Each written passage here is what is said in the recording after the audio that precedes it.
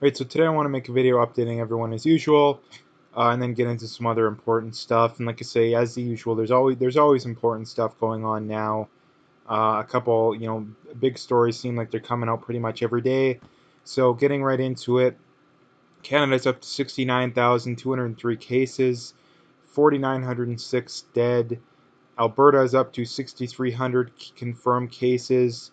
But like I say, the more important number at these times is the active cases, because again, we're only at 1,524 active cases. So the amount of cases continues to go down, or active cases, and not only that, by quite a bit, because we had only 47 new confirmed cases. Meanwhile, we're having about 150 to 200 people a day recover. So like I've been mentioning, I'd really like to hear from the "we need to keep it locked down or we're all gonna die" crowd, just when they'll be comfortable going, making things go back to normal. Because I mean, their answer, like I said yesterday, it went from we need to flatten, or we need to flatten the curve, and we need to stay home so hospitals aren't overwhelmed, to we need to prevent against some second wave that may or may not happen, or if it does happen, it might not happen until almost you could Christmas time of next Christmas. So you're telling me we're gonna have to stay locked down for another year, or upwards of another year? Like, that's not feasible. um, and don't say that you're being crazy or you're being hyperbolic, because there is several people, I've seen several doctors, like people that could be considered experts, saying, one said even till the 2 winters from now we need to stay locked down. So again, just because someone's an expert doesn't mean they know what they're talking about. The experts that I trust are the experts that have predicted things right, or as close to right as possible so far. Again, you have all these idiots on the internet saying, "Well, your opinion doesn't matter. You're not a doctor. You're not an epidemiologist." Well, I really don't care what these people have to say, number one, because they're getting paid. It's pretty easy to stand on your high horse and be like, "Yeah, we shouldn't go back to work." When you're doing perfectly fine. If anything, it benefits these people more. If anything, they're getting pay raises because of this. So of course they want to keep things going. So it's like I say, it's pretty easy to stand on your high horse. And the other thing to point out too is that you don't have to be an expert to see this too. You don't need to be an expert.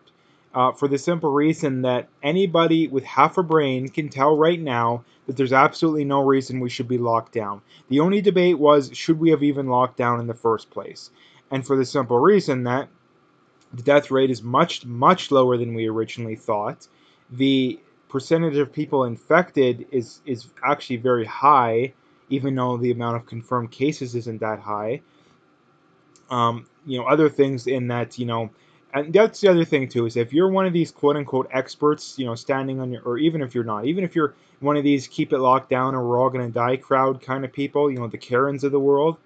um, if you're saying that we should keep things locked down and criticizing people who want to reopen, if you weren't calling for the borders to be closed in February, if you weren't calling out the Tams and the Haydus of the world, then you have no credibility. But because you supported policies that led to the mess that we're currently in. So honestly, I don't really care about your opinion unless you are for closing the borders from the start. Because again, anyone with half a brain knows that closing borders prevents against the spread. They come on. So it's like I say too. Like, Edmonton only has 62 active cases. Like, why can't Edmonton open? Like, this is the Edmonton zone too. This is including, I assume it's including all the suburbs.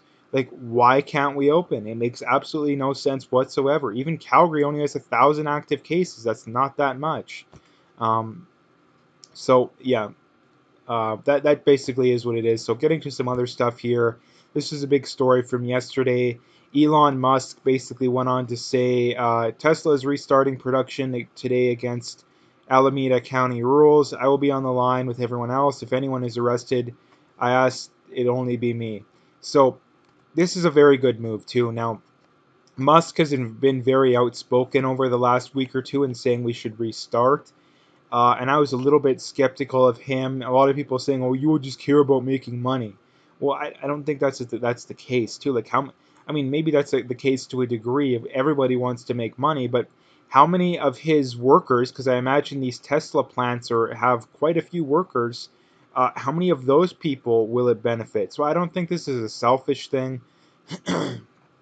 um, it's clearly, I mean, not to mention too, he's right. Like, yeah, if someone wanting to go back to work maybe for selfish reasons, but they're right. We should be going back to work. There's absolutely no reason for the keeping things closed right now in the first place. And this stupid, oh, we need to wait 2 or 3 weeks. We need to have 5 phases. Like, it's stupid. Like, if you want to stay home, stay home.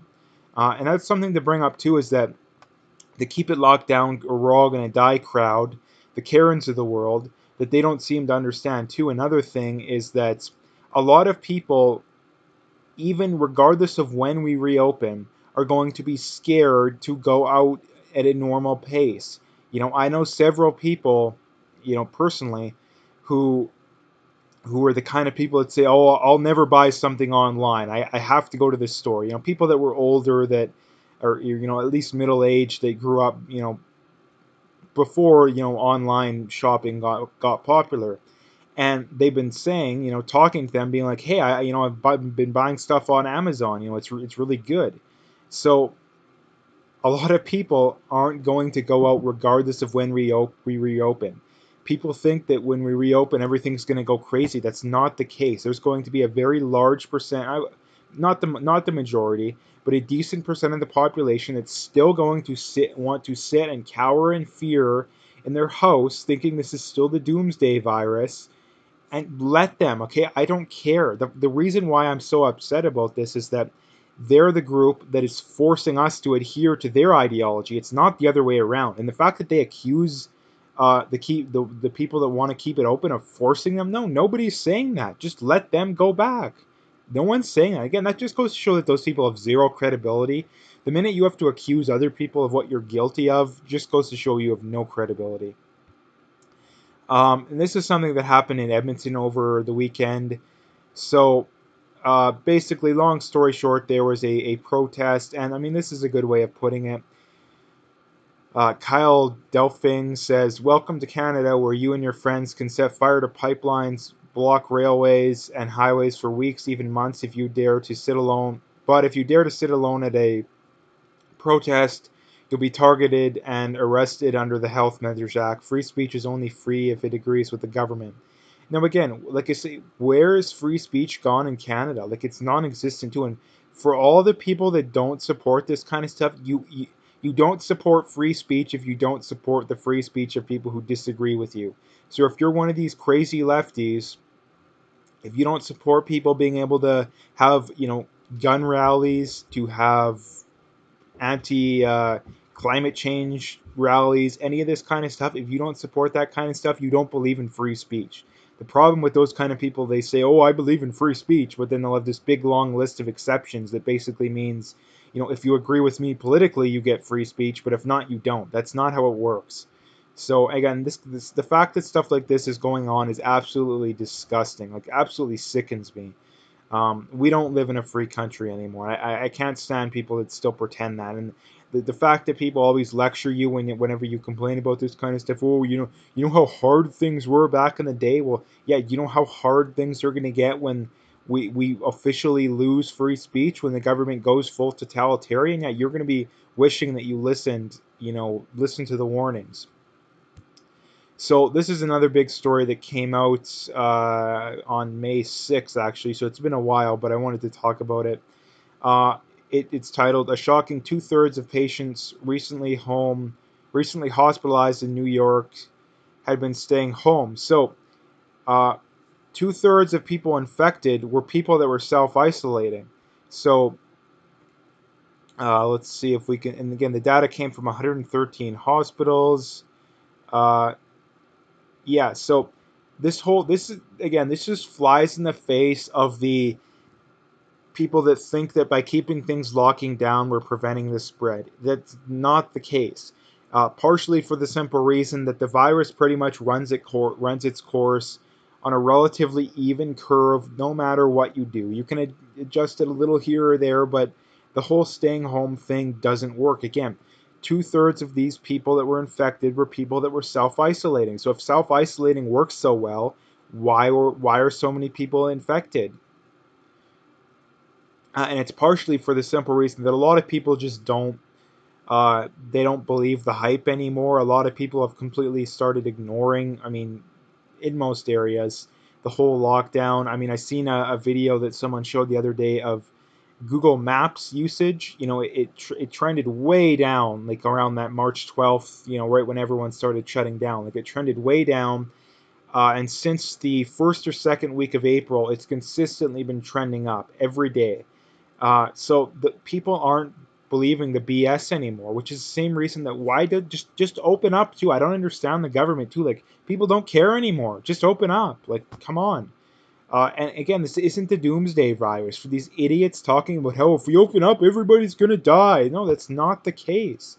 Continue to quarantine the old, the immunocompromised, and let everybody else go on with their life. It makes no sense to quarantine people that are healthy. It makes no sense. And you'll inevitably get the "oh, you want to kill the old people" argument. That's not the case. We can reopen, they can stay at home. It makes absolutely no sense. Whether or not young people stay home, the young and healthy stay home, has nothing to do with the old people. It has nothing to do with it. Um, so anyway, the last thing I wanted to talk about here is Trudeau's silence on China is becoming deeply disturbing. This is from Brian Lilly out of the Toronto Sun. And it is very disturbing for the simple reason that the Trudeau government is clearly, probably on the payroll, at least to some degree, of the Chinese government. I mean, the fact that Justin Trudeau says it's the country he admires most, like, again, do we need any more confirmation? Like, if Trump said that he admires Russia the most, would we really question it? Like, come on. Like, the it's the classic elephant in the room scenario here. Like it couldn't be any more obvious, but yet we still have so many people denying it. We still have so many people denying it. So, um, and not to mention too, China is responsible for this. China is responsible for this. The virus, and again too, this is something that I really can't stand too. That you have these people online that you'll say, yeah, we should be going back to work, and they'll lash out at you to the nth degree. And yet, where were they on China? Like, China is the one that caused this. Where are these idiots lashing out at them?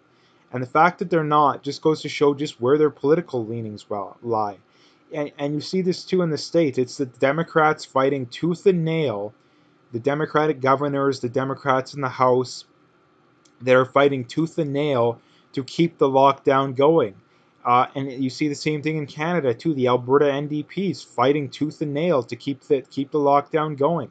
And why is that? Why do they want to keep it going? Well, number one, because we're a lot more socialistic than we are right now. We have de facto UBI. We have the government nationalizing industry.